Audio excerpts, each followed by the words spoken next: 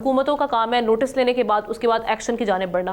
Government तो कह रही है कि हम इस सिलसिले में हमने एफआईए को इंस्ट्रक्शंस दे दी हैं और उनकी जानिब से क्रैकडाउन भी हो रहा है। पिछले कुछ महीनों में हमने देखा कि ये क्रैकडाउन जो है इनमें तेज़ी भी आई है। ह्यूमन ट्रैफिकर्स जो देख रहे हैं कि उनको काफ़ी अरेस्ट भी हैं इस सिलसिले में। लेकिन स्टिल आप क्या समझ रहे हैं कहाँ पर हम मार खा रहे हैं, कहाँ पर लैग किया जा रहा है, लूप होल्स कहाँ पर है मेनली जिनको पकड़ा जाए और उसके बाद तदारुक मुमकिन हो इस मसले का? देखें, दो चीज़ें हैं। एक जनरल पब्लिक है जिसमें शान साहब पहले बता रहे थे कि आप देखें कि पाकिस्तान बनने से पहले भी और बाद में भी अप टू 80s 90s तक घरेलू सनत थी और छोटे छोटे जो लोग थे वो घरों में अपना कारोबार करते थे। किसी ने कोई छोटी यानी घरेलू सनत को फ़रोग़ दिया। आप सियालकोट देख लें, फैसलाबाद देख लें, गुजरात देख लें, ये चलता रहा और आहिस्ता आहिस्ता क्या हुआ, घरेलू सनत जो है वो दम तोड़ गई और एनवायरनमेंट ऐसा बना, पॉलिसीज ऐसी बनी कि बड़ी जो सनत है उसको सपोर्ट मिली और घरेलू सनत जो है वो खत्म होती गई। अब देखें कि पिछले अरसे से 20-25% जो सूद था उस पे अगर किसी के पास कोई कम पैसे हैं, साथ को छोटा कोई चीज़ लगाना चाहता है, कोई छोटे लेवल पे अगर कोई कारोबार करना चाहता है तो उसके लिए अपनी कितनी हमने क्रिएट किए। जब वो नहीं क्रिएट किए तो लोगों के पास ऑप्शन क्या है जॉब का। अच्छा, फिर तीसरी बात आप आ जाए कि आप नज़र उठा के देख लें, किसी भी ज़िला में, किसी भी बड़े शहर में, छोटे कस्बे में, किसी तहसील में, किसी ज़िले में आपको कितने टेक्निकल एजुकेशन के इंस्टीट्यूट मिलते हैं। आपको हार्ड मिलेगा। अच्छा, जब आप इसका मतलब है कि आपको टेक्निकल लोगों की ज़रूरत ही नहीं है, ना लोकल ना अब्रॉड। अब फिर आगे कि जो बाहर लोग जाते हैं, अगर कोई टेक्निकल एजुकेशन होगी या हायर एजुकेशन के लिए जाएगा, अगर होगी तो लीगल तरीके से ट्रैवल कर सकेगा और आपकी मैन पावर भी बाहर जाएगी, वो एक तरीका है। अच्छा, जब हम वो नहीं करते तो फिर और ऑप्शन क्या है?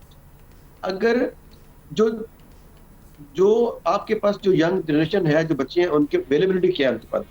तो देखिए, अगर कोई रिस्क ले रहा है, जान का खतरा ले रहा है तो उसमें कुछ रीज़न है।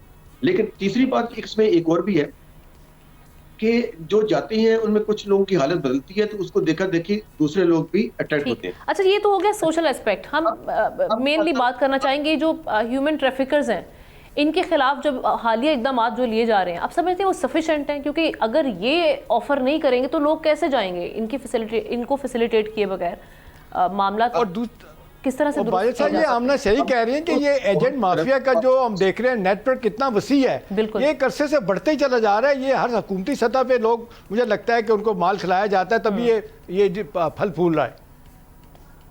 अब मैं उधर ही आ रहा हूँ। देखिए कि अब आ गया जो हुकूमती लेवल पे गवर्नमेंट का काम है पॉलिसी बनाना और उसको इम्प्लीमेंट करना। अगर वो ह्यूमन ट्रैफिकिंग को रोकना चाहते हैं तो उसके लिए सबसे पहला काम क्या है कि जो अदारे इस काम में जो इनके खिलाफ काम करने वाले हैं, जैसे एफआईए है, तो एफआईए में आप एक अच्छा ईमानदार और कंप्यूटर अफसर जो है वो डीजी लगाएं। उसके बाद वो नीचे जो टीम है वो भी एक अच्छी और ईमानदार और कैपेबल हो। लेकिन अगर आप बदनाम तरीन लोगों को आला पोजीशन आप करप्ट तरीन लोगों को लगाएंगे और ऐसे ऐसे लोगों को नवाजें कि जिनके खिलाफ मुकदमात दर्ज हुए हों, करप्शन पे उनके अकाउंटों में करोड़ों रुपए आया हो, और ऐसे लोगों को आप अगर यानी की पोस्टों पे लगा देंगे तो आपका मतलब है कि आप मैसेज दे रहे हैं कि हमें इस तरह के बंदे चाहिए जो हमें कमा के दे और भले लूटे लोगों को। तो वो जब इस तरह के लोगों को आप सपोर्ट करेंगे, अच्छी पोजीशन देंगे और ईमानदार को खुदे न लगाएंगे, कॉम्पिटेंट को खुदे न लगाएंगे, तो फिर उसके बाद आपको बेहतरी की कोई उम्मीद नहीं रखनी चाहिए। बिल्कुल। अब देखेंगे यानी अनबायस्ड होके हम एक्शन लेंगे तो फिर मामला चलेंगे, अदरवाइज अकाउंटेबिलिटी जो एमएनए जो इलाके के लोग हैं उनका भी एक बड़ा रोल बनता है कि वो भी इसको रुकवाएं। यस, उन पे भी जिम्मेदारी आयद होती है। जी जी जी, सजाद साहब आप कंप्लीट करें। जी जी, मैं उसी पे आ रहा था कि देखिए कि अगर आप रेलेवेंट जगह पे इम्पोर्टेंट पोजीशन पे एक अच्छा ईमानदार और कॉम्पिटेंट अफसर नहीं लगाएंगे तो उसके नीचे क्या होगा, लूटमार होगी। अगर आप डाकू को लगा देंगे तो वो एक आम डाकू है, वो अपने हथियार का इस्तेमाल करता है, जोर करता है। अगर किसी को कलम दे देंगे तो कलम का इस्तेमाल करेगा। लेकिन देखें कि अगर आप देखें तो गुजरांवाला गुजरात डिवीजन में देखें तो वहां तो वैसे ही हजारों की तादाद में जो इंसानी स्मगलर हैं, सैकड़ों नहीं हजारों हैं जिनको गिरफ्तार नहीं हो रहे। आपका काम है उसको एफआई के साथ साथ लोकल पुलिस को इस्तेमाल करें। पंजाब पुलिस है, उनको दे, उनको लिस्टें दे और उनको गिरफ्तार करे। मैं गुजरात रहा हूँ, मैंने खुद जो आरपीओ गुजरांवाला थे, उसने गुजरात भी गुजरांवाला डिवीजन का था, मैं उनको लिस्टें प्रोवाइड की थी कि हमें इसमें सपोर्ट करें, हमें रेस्ट करने दें, हमें सपोर्ट करें, क्योंकि एफआई के पास भी इतने जितना रिसोर्सेज नहीं है कि उनके पास मैन पावर इतनी नहीं है, उनको लोकल पुलिस की भी रिक्वायरमेंट है।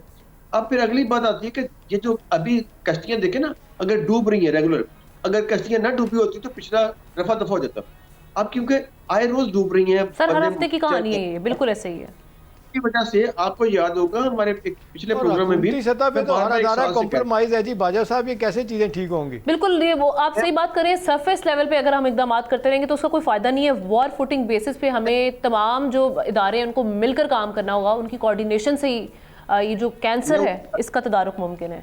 ठीक, थैंक यू। उधर ही आ रहा हूं। जी जी सर, हमारे पास वक्त कम है। देखिए कि इसमें दो मिनिस्ट्रियों का बहुत बड़ा रोल है, वजारत दाखिला और वजारत खारजा का। राइट। और इस सबसे पहले जो मैं जोर दे रहा हूँ कि जो सैकड़ों या हजारों की तादाद में लोग ऑलरेडी जा चुकी हैं, लीबिया में डंप है, इराक में डंप है, वहां पे कैंपों में हैं, उनको पहले ये तो आइडेंटिफाई करें आप 200, 400, 1000, 10,000 कितना लोग हैं जो वहां पे ऑलरेडी डंप हो चुके हैं।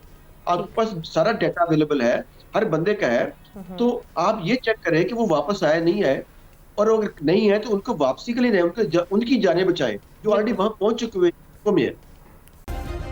सब्सक्राइब करें और बेल दबाएं ताकि कोई खबर रह न जाए।